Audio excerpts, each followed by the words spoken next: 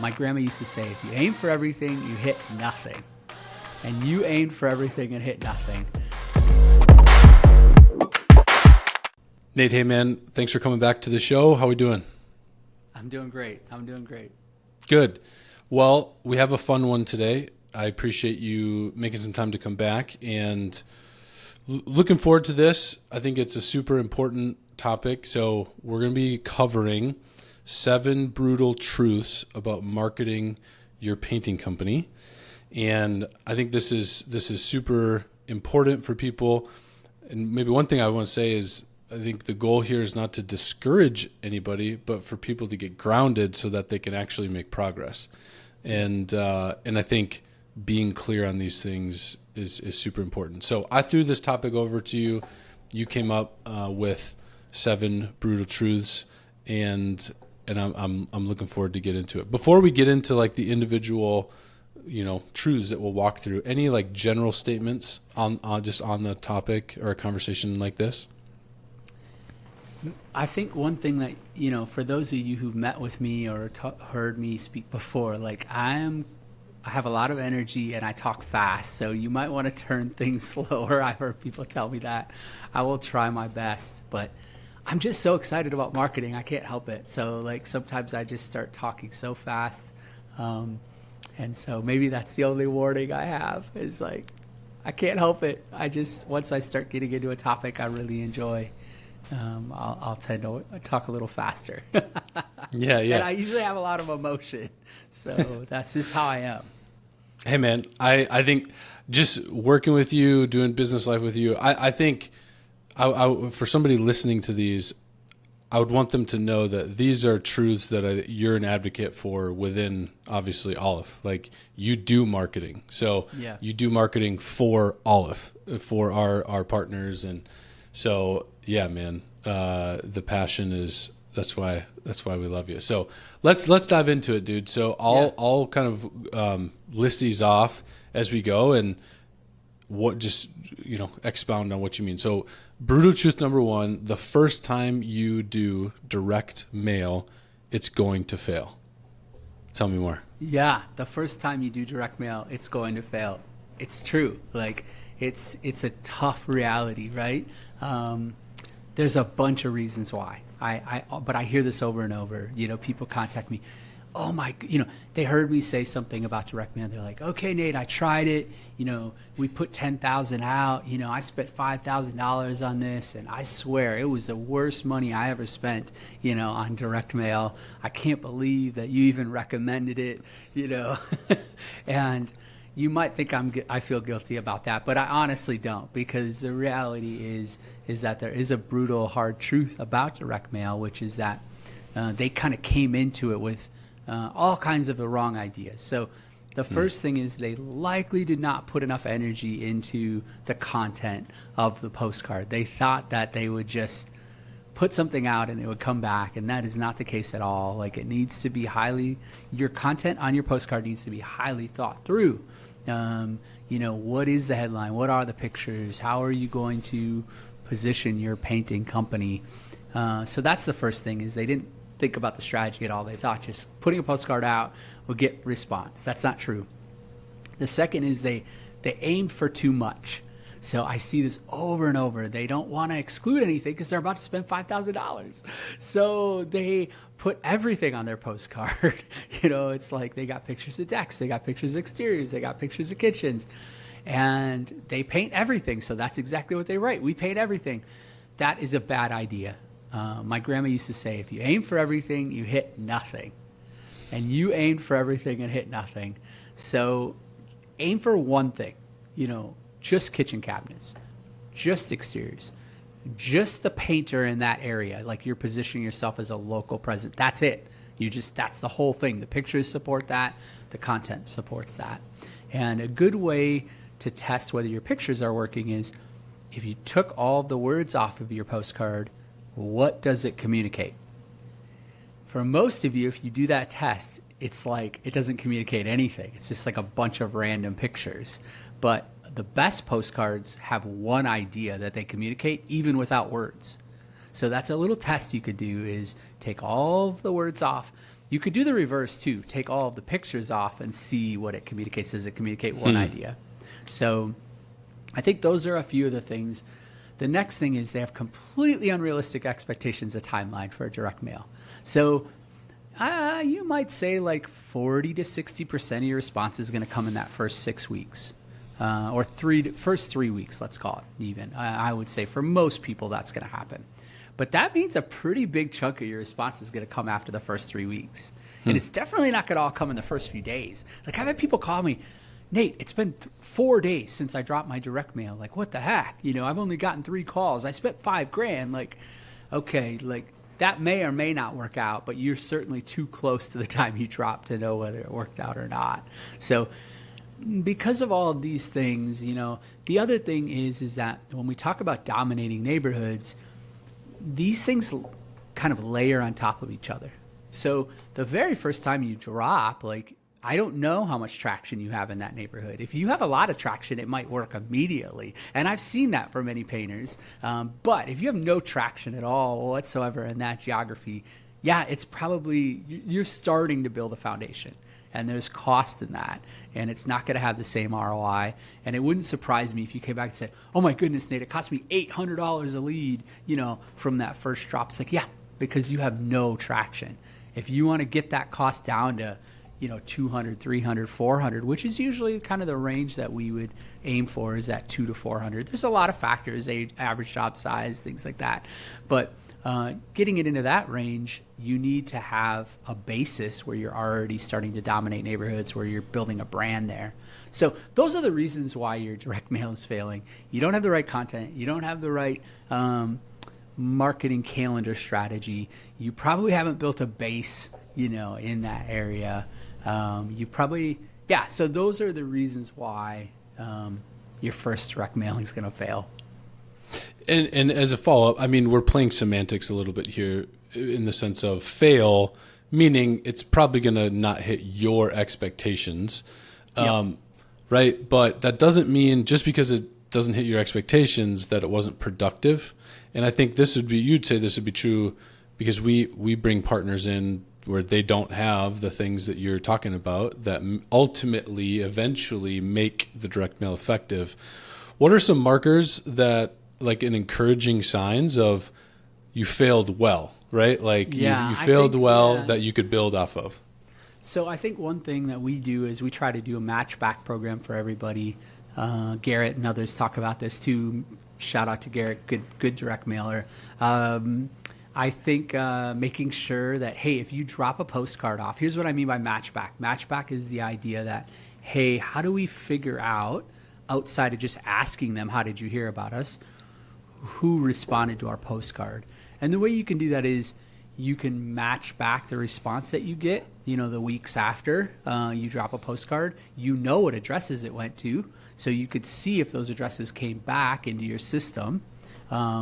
And what we see, this is the answer to your question, Hoken, is that when we do a direct mailer or a flyer at people's doors, it increases all of our other marketing channels. So our online organic goes up, our repeat referral goes up, all of these different categories go up. So I think one thing you'd want to watch is how are these kinds of advertising affecting my other marketing.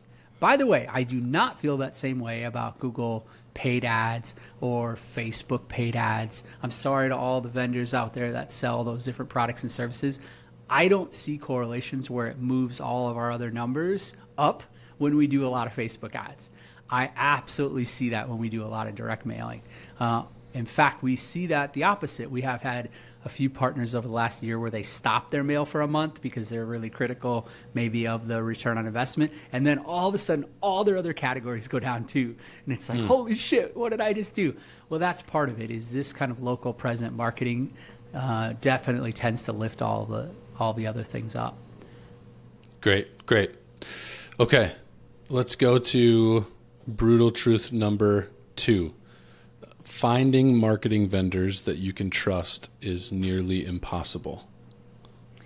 Yeah, finding marketing vendors that you could trust is nearly impossible. I feel so bad for painters because getting people you could trust in marketing is so hard. And Let me give you a perfect example in my mind of like how this works. Yeah. Marketing is like walking down the street and you pass a bakery and you see all of these beautiful baked goods in, the storefront. And you say, I want those baked goods for my business. And because they look so beautiful, and maybe you even get to taste them and you taste them. Wow, this is exactly what my business needs. And you just are enamored by like these baked goods, and they're both beautiful and they're functional. They fill your stomach, right? So there's a couple of things you could do. If you need baked goods, which I'm equating baked goods with marketing. So you could either find a baker who, and hire a baker, and, you could even point at the thing you want, these fancy croissants or these fancy whatever, and say, that's what I want. But you actually have no idea how to make it. So you're really just trusting him, the baker you hired, to make these things. Now, it takes a long time. There's yeast involved and all kinds of things. And so, of course, the baker's going to say, be patient, be patient. It's going to take time. But you really don't know if he's even doing the right steps because you're not a baker. So there's a lot of trust. Well, some of you are like, yeah, exactly. That's me. Like, that's why. And they fire every marketer. They are super skeptical. I meet you guys every single week. And you are like, you don't want to have anything to do with marketers because the baker screwed you over before and he's not going to screw me over again. So then what do? You go to the grocery store and you buy all the ingredients and you set them out. You've got flour, sugar, salt, yeast. But the truth is you have no idea, like, the proportions of these things, how long you should set it out on the counter, exactly how you bake it in the thing. You need to have a water pan, whatever. Like, you don't know. So then you get frustrated too because you probably didn't do all that stuff right, and your baked goods are coming out like crap, and then you're going to blame Facebook or Google or direct mail. So many of you guys come in and contact me, and direct mail never works, Facebook never works. Everything can work. You just don't have the right baker in the equation. Whether it's you or you hire somebody else, everything absolutely can work. And so I think if you're going to do it yourself, try to find one or two little things that you could make. You could probably figure out how to make bread or something. Don't try to get into croissants or something right away. That's a bad idea. You're likely going to waste a bunch of money, right? If you're going to hire people, it's really hard because you don't know anything about baking, and you're going to hire someone who does.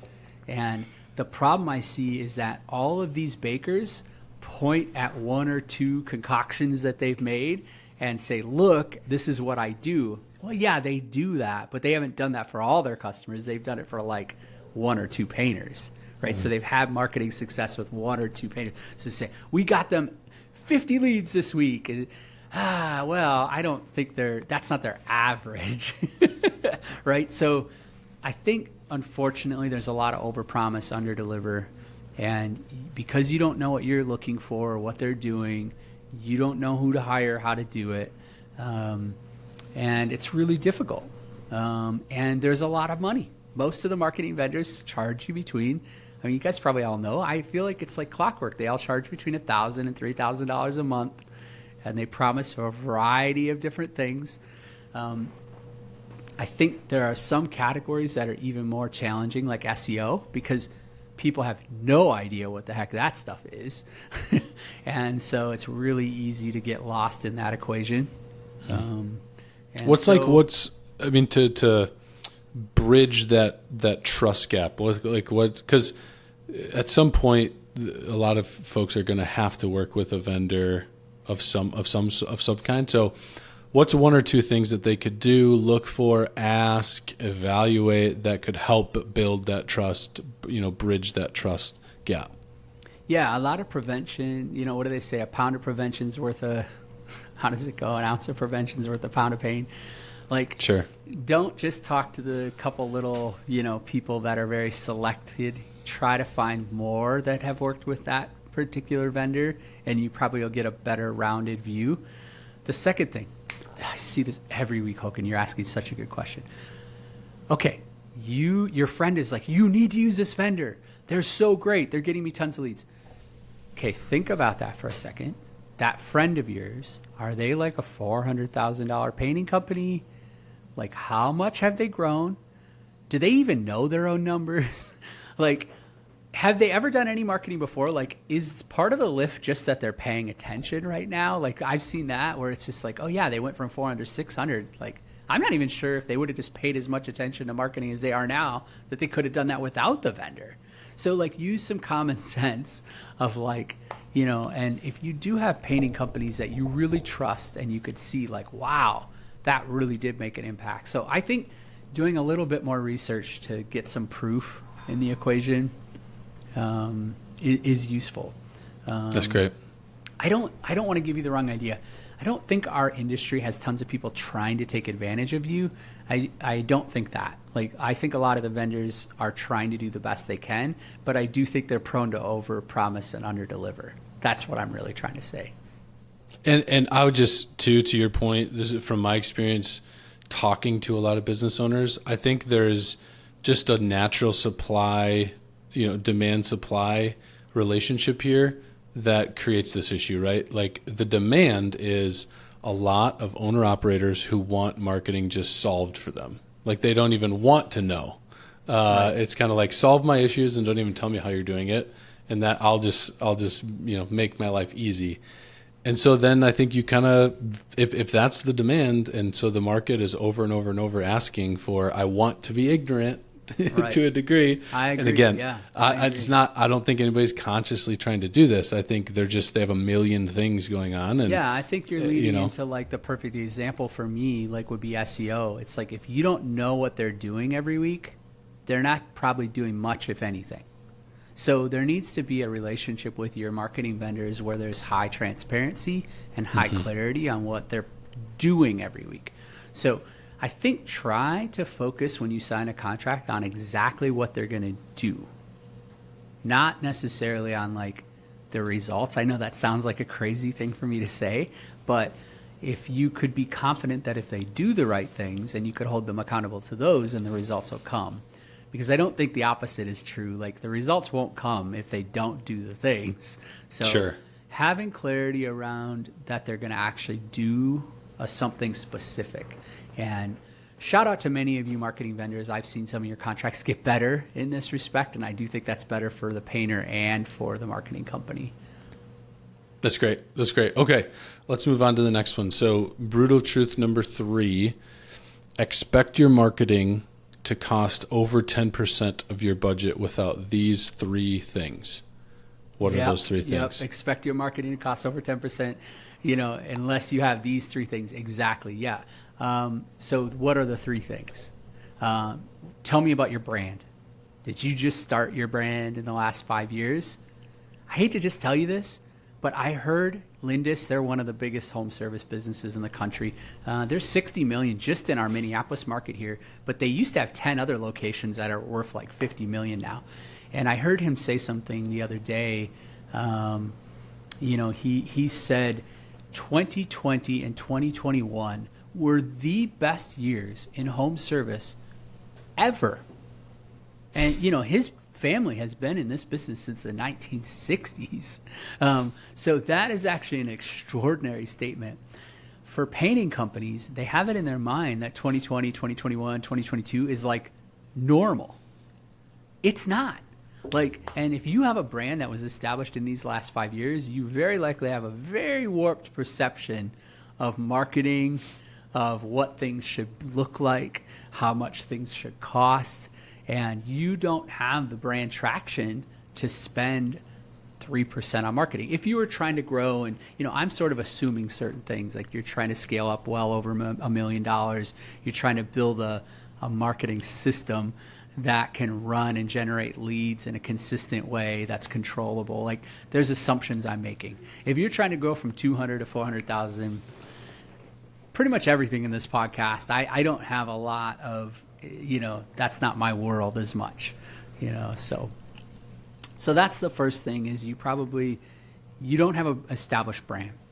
The second is that you do not have the right amount of traffic coming into your world. So you can quickly look at that, use a tool like SpyFu or others just go see how much traffic. If you're really geeky, you can get into some of the stuff like Ahrefs or some of the more fancy stuff. But SpyFu's free, and you can just easily do it. Just type into your website into their little thing, and it'll tell you how much estimated monthly traffic you're getting. And if that number, for many of you, it's measured in the dozens when you pull that in there. You don't have a lot of traffic on the internet. Really it needs to be 400. Many of our partners are over 1,000. They're getting over 1,000, clicks, visits per month. So that's a good little indicator of how much momentum you have and how the internet sees you, right? Because Sure. if the internet doesn't see you well, the third thing is tell me about your customer experience. Like I think for some of you, you think like, well, I have so much repeat referral. Okay, let's go through some honesty here. If you've been in business for 20 years and you have 70% of your business coming in as repeat referral, but you're a $400,000 painter, like that's a lot of people you've done business with, like over those years. Like you should maybe look at yourself in the mirror a little bit of like, well, what's the issue? Why am I not growing much faster than that then? Because either am I doing a terrible job of reactivating those people? Maybe you are. Maybe they don't even they forget you exist after you leave. Like you have to work to keep them in your mind, keep your company in their mind. Or B, you're not doing as good a job as you think. That's why you're not getting you're not growing that way, right? So I think if those things aren't true, of course, you might not have optimized marketing either. I guess that's a bonus fourth one there. But those things will lead to your marketing costs being over 10% of your gross. But we are, trying to build, we don't want any of our partners to have marketing costs over 10%. Like usually when we do have that, it's because something is wrong. Like one of those things is wrong. Something's wrong with their brand. Something's wrong with their customer experience. They're maybe trying to grow too fast, right? That could be another element because that will certainly drive your costs up. So walk me through like a kind of an A/B scenario. So like, and is it best to think about this? And I'm just trying to kind of internalize that, okay, that expectation of my marketing is going to be more expensive if I don't have those things. So probably to look at that on a campaign by campaign basis. So if you take like campaign, or company A, they run a campaign, company B, they run the same campaign. But company A has a bit more of these, these pillars in place. Company B doesn't. Like how does company B end up paying more? I mean, I wish it's so. I can't do this in like a public setting, but for those of you who've been in the private settings with me, we're so transparent here at Aleph. Like I'd be pulling up my graphs right now, right? Like you could see the difference amongst our partners. Like some of them, their marketing costs are half of what our other partners are. It's like that's the difference. It's like the difference is you spend 5% of your gross instead of 10. Like that's huge. So. And it's like, they have more brand, they have more traction with all their content. I didn't really mention the Google reviews, but that's sort of part of that online reputation. Like, they just have all these things that create so much traction, and you're missing it, and it's going to be expensive. So you're just skipping steps. Totally, and I think it's just for folks, it's like if you send out 1,000, if company A sends out 1,000 flyers for a round number. Company B sends out 1,000 flyers. It's like the number of appointments that they're each going to get is just going to be totally different. Right. Yeah. Right. Like, so and their that's cost exactly, per lead is half. Just so you know, Aleph is such a good little testing ground for this because we literally will send out the exact same postcard. Same headlines. We use different pictures to each local, but very similar. We try to like craft it very same, and we literally could get double because of those other things. So if you're sort of wondering, like, did I just mess the headline up?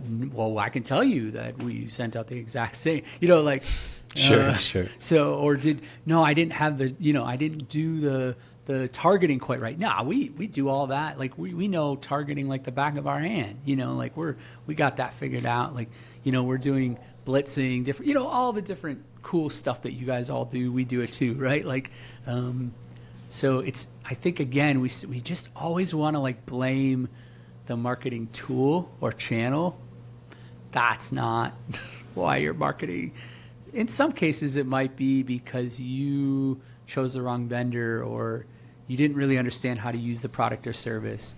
That might have drove your costs up over 10%, but that's highly unlikely actually. To me, it's much more likely it has to do with your brand or these other things that we just talked about. Good. Okay. All right. So similar vein, we'll move on to the next brutal truth number 4. Similar vein of just the cost of your marketing. You say you're 3 negative Google reviews away from doubling your marketing budget. Yes, you're 3 negative Google reviews away from doubling your marketing budget. It's true. Like Paris experienced this in 2021.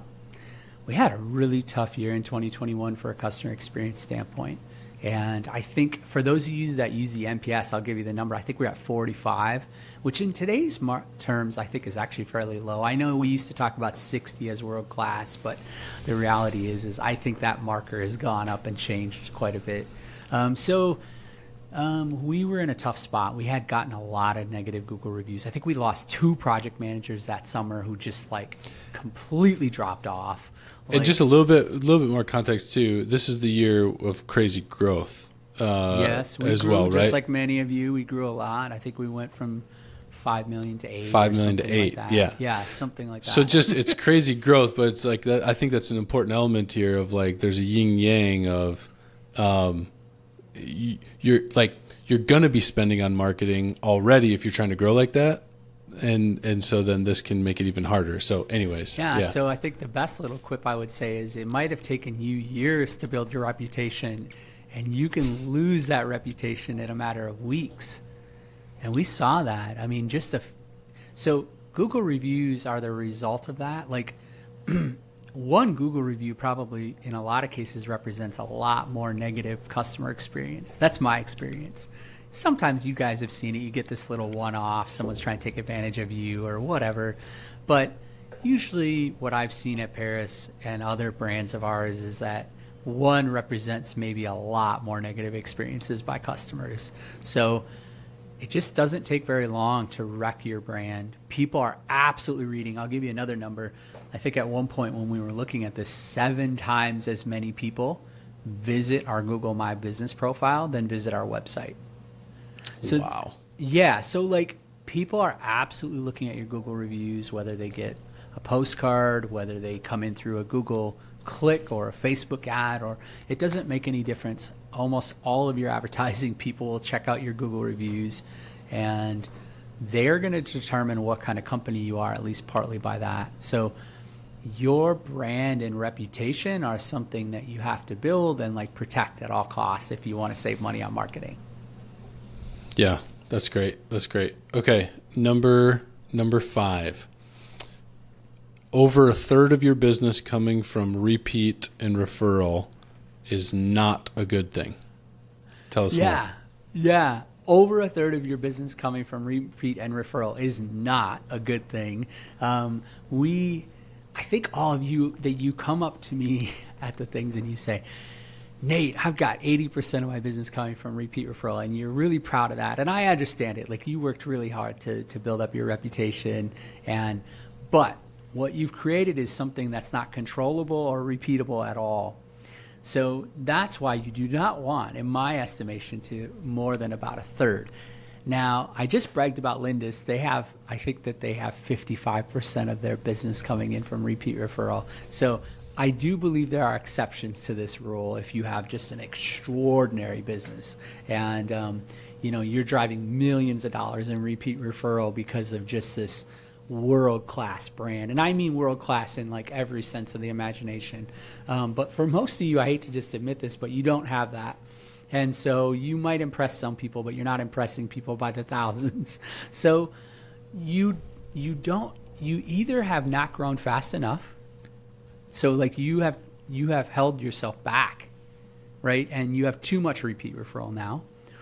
Or, there could be a variety of other reasons that I won't go into, but in my world, the very best case scenario is that we kind of have equal buckets of three things. And many of you have heard me say this before. Repeat referral, or like what we would call brand, that's about a third. And then a third in like digital marketing. This is leads that you get from Google or Facebook or other ways that way. And then a third from neighborhood marketing. So this is really trying to dominate neighborhoods. So things like yard signs, flyers, direct mail, obviously, door knocking, if you're into that, things that you're really out on the ground.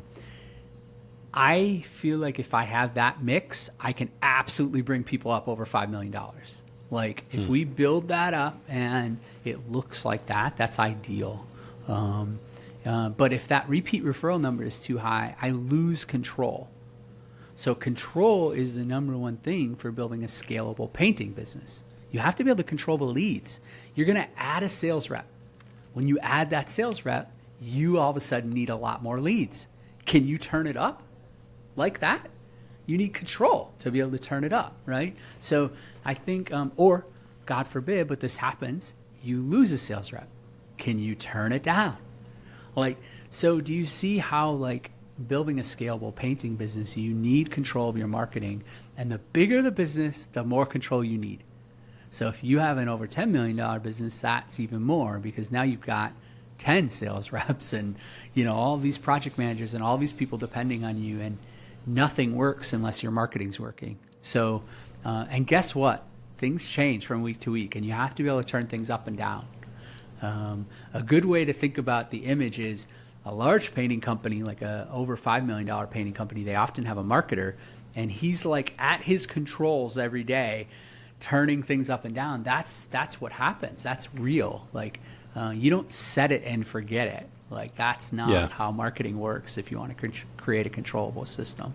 So get that number down. I think the reverse is true. I've worked with some companies, they're only 2 years old, and they have like 5% or 10% is repeat referral. Well, that's okay, but it's going to get expensive, right? So as long as you can gulp down, you know, like a huge marketing spend, like 15% of your gross or something. So totally. And I think there's you've talked about this before. I thought it was insightful. Just the label repeat referral sometimes can mean different things in different companies, right? So you could maybe have two companies that, you know, maybe they have like, well, they both have 40%, 50% repeat referral, but one of them, like Lindis, maybe it's way more healthy because that comes like they have a really good, you know, process where they're actually hustling to get reviews, to get referrals. They're reactivating. So their repeat referral has far more infrastructure behind it that is controllable. Exactly. Now you're talking my love language now. Exactly. In fact, who was it? I think it was Hyler. Shout out to Hyler. Great company. He was talking about taking repeat and referral out as a source. Many large home service businesses have done that. This is an added piece of information, right? Is that they happen to be an existing customer or they happen to have been referred, but how did they take action? You know, did they see us on Facebook? Did they get our email? And this way you could start really thinking about, okay, it was that postcard that drove the action, or it was that ad that I had on Facebook, or even that organic post I had on Facebook or Instagram or wherever, right? So this is like, you know, you talk about a $50 million home service business. That's how they're thinking, is that, you know, it's like we are thinking about what creates the activity, not necessarily if they've done business with us before or if they know someone who's done business with us before. Because that's really what a referral is. They know someone who's done business with us before. Totally. Good stuff. Okay. Next one. Facebook leads are lower quality. Oh, man. Facebook leads are lower quality. I'm going to get roasted for this, but I have more data than you do. How about that? I'm going to start with that. I don't think anybody in the country has more marketing data about painting companies. Well, maybe a few of you vendors do, but you only have it in a very specific segment. I have a lot of data. You know, when you have 15 to 20 painting companies, many different sizes, and most of them or many of them have done Facebook ads, and we have done it in a lot of different ways with a lot of different vendors too. And I am just going to make the statement, Facebook leads are lower quality.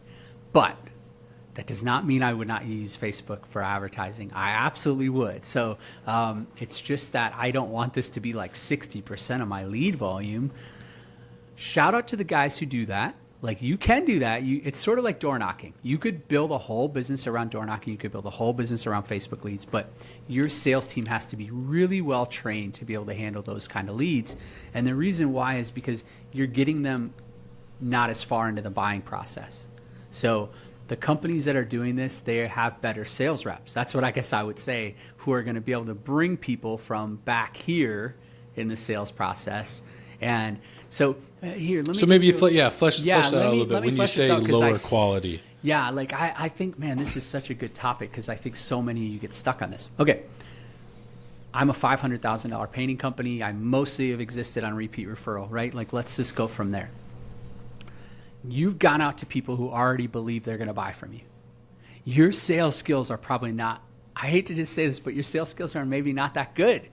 And so if you even start sending out postcards or things like this, you're going to have a hard time selling to those people because now you maybe are competing against other bids quite a bit, and you need to position yourself and you need to bring them further. So they probably want to buy painting, but you're definitely not the only option they're thinking about, and you need to be thinking about how all these different things in your presentation.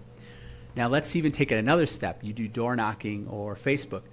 They might be moderately interested in painting, like they've raised their hand. So now you're not just convincing them to use you, you're maybe even, trying to bring them further into the painting process altogether. So this requires an even higher level of sales effort in my mind.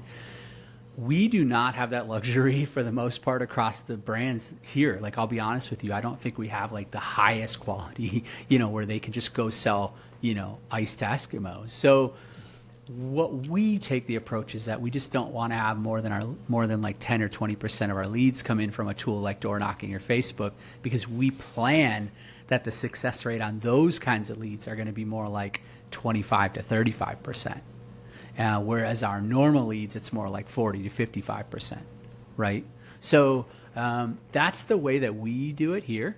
Now, as a marketer, would I selfishly love to have all those skills go way up and us be able to, because I do believe, shout out to you guys who do it. I don't think that you're lying. Do I think it's possible to get Facebook leads up to 40%? Absolutely. I just think what's required is not what I've seen of most painting sales teams. And so that's why I think Facebook leads are lower quality. They're just not, it's the same as door knocking. They're just not as far into the sales process. Remember, marketing is just part of the sales process. It's just the first steps of the sales process. And the further you can bring people through that process before you have someone come to their house or do, an estimate, the better, the more chance you're going to have a high success rate. And it can be very challenging to do that with Facebook forums and other things. And just flesh out a little bit more of like why. What do you think it is about the psychology of a Facebook lead, or right, if I put myself in the shoes of the person who sees an ad and clicks something? Yeah, I can answer that so quickly. It's just they're just way more prone. Like they have moderate interest and they're more prone to take action when you have an interrupting type ad like a Facebook or an Instagram. Like the same as door knocking. Like you interrupted them, and you might have a great door knocker, and he might convince them to get an estimate, but they maybe were like more like 6 months away from it on their natural progression if they just if they took more of their own action. Does that make sense? And so Totally. Now it doesn't mean, again, this is the difference, is a great sales rep could just convince them to paint their house 6 months sooner, probably. You see what I mean? But like an average sales rep might just not get that sale because they just didn't bring them quick enough. And some of it you just don't have control over. That's kind of what I'm talking about too, is they might just not have the money quite yet, or they might not have even thought through it all quite yet. You guys have probably been out there where some people have thought through the colors, they've thought through exactly what they want, they've even talked to their neighbors. Other people haven't done anything, and that again sort of points to like how far into the buying process are they. Great. Okay. Last one. brutal truth number 7. Building a flyer delivery or door knocking team is hard, really hard. Tell us why. Yeah, building a flyer or door knocking team is really hard. I think for many of you, you have this, especially you college pro guys. Oh, God bless you. You guys have this idea in your mind that, because you all did this kind of hustle stuff, right? And that it's just like send a couple college kids out with a handful of flyers. We'll get a bunch of leads. No, it's not going to work like that. I'm just going to tell you right now, it's not going to work like that. I've watched it many, many times. It just doesn't work like that at all. Maybe it worked in the 1990s and into the 2000s and college pro days. I don't know, but I don't see that working. So let's go through some hard truths. Let's say you come to me, you say you want to build a flyer team. Awesome. Like, how big are you? Like, I don't think if you're $500,000, you shouldn't be building a flyer team. But, you're a couple $1 million or over $1 million, and you're really trying to do more neighborhood marketing. Okay, I love this. You're ambitious. Let's do it. So we can do it. But here's the first hard truth. It's going to be 6 to 10 weeks of hell for you. Like, the first 6 to 10 weeks of building a flyer team is very challenging. Because there's a lot of turnover and you don't know what the heck you're doing. And so you don't train people well. And, this is another thing I see is like, they have this idea, like, again, kind of go back to it. It's like, oh, just hire a couple high school kids to run around out there or whatever. Like, you need to have a system that can develop, that will get you leads consistently. I've never seen anybody build a program like that works like long term. They might be able to hire their kids to do it or something like this for a little bit, but that's not a system that you can depend on to get you leads. So you need to be able to train people on how to do this. You need to be able to use GPS tracking so they actually did it. You need to have some system where you know how much to pay them and they're going to make enough money each week. You need to give them maps where they're not going outside of a territory. So hopefully I'm painting a picture where it's like, yeah, you're going to have 200 people apply because all these people think that flyer delivery sounds like a great job. Of those 200 people that apply, you really are going to engage with like 60 of them. Of those 60, only like 20 are going to even follow up with you correctly. Of those 20, you're going to invite 8 to interview. Of those 8 to interview, only 4 are going to show up. Of those 4 that show up, you really should only hire 1 or 2. We just started the process now. Now we got to go bring them out to train them. And a bunch of these people aren't going to work out either. So, and then you're going to get some of them out there and the GPS isn't going to come back good. It's because they're not doing the job. And so there's people when they're given this much independence, they don't thrive. So it takes probably a good 6, 8, 10 weeks to like work all these kinks out. And I'm talking about 5 to 10 hours a week of effort for an owner. So, but if you are willing to do that, you could build a flyer team and it could be amazing and it will reduce your marketing costs. It's extraordinary. But I think for most people, they don't have the patience or the wherewithal to go through that whole process. And so now let me just tell you something. Now you might say, okay, but what about door knocking, Nate? Door knocking is even worse. Like it's even harder if you want to build a sustaining system. Now, both of these things are great. Like if you're just a selling owner and you want to go out and quick get some leads, yeah, man, you could go knock doors. And depending on the area you're in, you could get a lead once every 1 or 2 hours if you're willing to knock. I would say with flyer delivery, it's probably more like once every 4 or 5 hours. So as a selling owner, you'd be dumb to just go out and deliver flyers. You should go knock on doors. Like if you're ambitious, don't just go deliver flyers. The only reason you do that is to go pay someone because people who deliver flyers make a lot less per hour than people who door knock. So the economics are different, right? But if you're going to go out there with your own labor hours, you should knock doors. You should not hang flyers on doors. Now, if they don't answer, depending on the area you're in, only 1 in 5 people are going to answer the door anyway. Yeah, you should hang a flyer on their door. But otherwise, you should knock. But if you're trying to build a team of people that can sustain leads for you, door knocking requires even more energy because you need to go out in the field probably a couple times a week to rah up the team and get them going. And there's a lot more emotional accountability. It's almost like a sales team that you're building. Sure. And so often I think here at Aleph, when we're thinking about building a door knocking team, we're saying, yeah, it's probably going to take 5 to 8 hours a week forever. Like that never goes away. And if you grow your team, it might even take more than that. And some of you guys know this because you built a whole business around this and you have a full-time person that runs your door knocking team, right? So I think, again, depending if you're trying to go generate your own leads, great. Just go out and knock. You don't need, but if you're going to build a team to get you leads, this is a lot of work. It's worthwhile. Both of these things are worthwhile.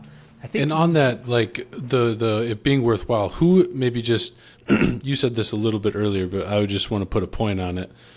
Who do you think it's worthwhile for? I think like it's who should worthwhile. Consider it? I would start thinking about building a flyer team if I was a painting company that is at or going to be soon approaching $2 million, and they want to start dominating neighborhoods more. Like they're bumping their head on their digital marketing, and they need to generate more leads and more control. Got it. And or they're bumping their head with their direct mail, and they would like to see more leads and or more control. I think for a door knocking team, man, this might be a controversial thing to say, but I'm not sure I would build a door knocking team unless I was over $5 million, because I think it's so much work. Unless you were going to build a whole business around it. So that's the only thing I guess I would say is okay, you're going to build a whole business around it. Then it's kind of like Facebook or door knocking. If all of your sales team, everybody, all they're going to do is Facebook or door knocking, okay, we could start off at 800,000 then if we were just going to do those kind of leads, or we're going to build the whole system that way. But I think there's a lot of risk in that because you've siloed yourself into one category. Sure. And God forbid, your Facebook, we've seen this many times, it gets turned off for a couple of weeks, or, there could be a city starts really going against you with door knocking. We've seen that happen too, where it's not the city, the municipality. I mean, like in the Facebook groups and stuff, like for whatever reason, somebody gets riled up and it really can hurt you. So you don't want to be too siloed. So I just don't like that because, again, control is the primary objective. Being too siloed is tricky. So $2+ million is where I would start thinking about building a flyer team. $5+ million. And then, when you're over $5 million, you probably could start having a full-time marketer on your team, and she or he could be in charge of a small flyer team and or maybe at some point a small door knocking team. Sure. That's great. Awesome, man. These are really helpful, and I think one of the reasons why a lot of people appreciate talking to you is because you want to operate in the truth and keep it real. So thanks for doing that with us today. As always, people can hit us up. You're often very generous with your time and kicking people emails back and things like that if they're curious. I have lots of cool calculators too, so if you guys want to email me, Nate@Aleph-MGMT, I'll send you the calculator, and you could for some of these different tools, we have different calculators, so you could look, or how many leads, or how much should it cost, whatever. Just message me and I can help you with that. Awesome. Brother, thanks for taking the time. Look forward to doing it again. Yeah, great.